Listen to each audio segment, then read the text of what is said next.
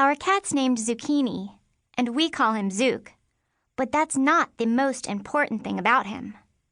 And neither is the incredible fact that he's got 7 toes on each front foot and 6 on each one in the back, for a total of 26. Most cats have 5 and 4, for a total of 18. His eyes are blue, like old faded jeans, and his coat is dark brown. But when he's lying on a sidewalk scratching his back, you can see some white markings shaped like the state of California on his belly, and some black tufts in the spot where Oakland is, which is where we live. One corner of one ear is clipped off. He's got shaky teeth, black gums, and breath that smells like the restroom in the Chevron station.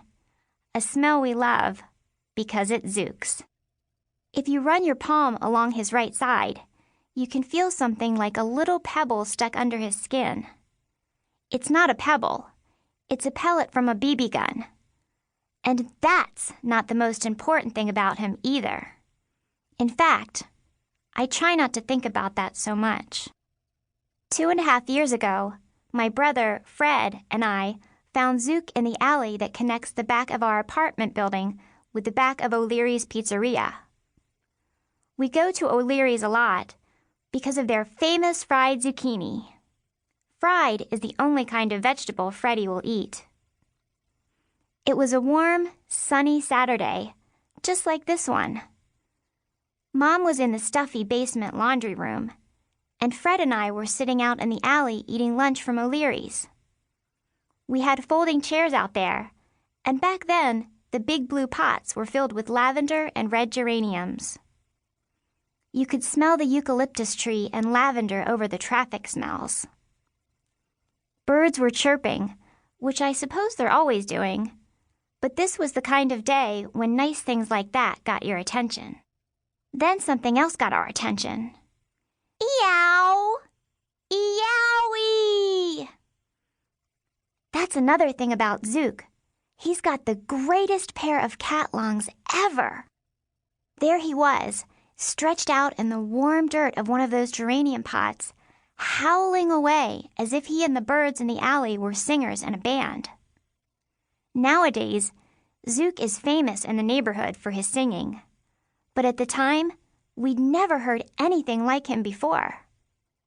And then he let Freddie and me pet him, rubbing his head against our legs. Probably hadn't been stroked in a long, long time. I noticed he was wearing a collar with a silver rectangle dangling from it.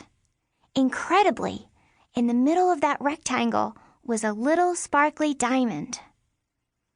We lured that starving cat into the building with some fried zucchini. Get it? Zucchini? Zook? Mom said we could keep him, so we cleaned him up, bought him some cat food, and brought him upstairs to live with us. Dad said our family could always use a diamond, or the gobs of cash you could get for it. That diamond isn't even the most important thing about him. Anyway, we found out it was fake. But we'd already started to love Zook by the time we absolutely found out for sure.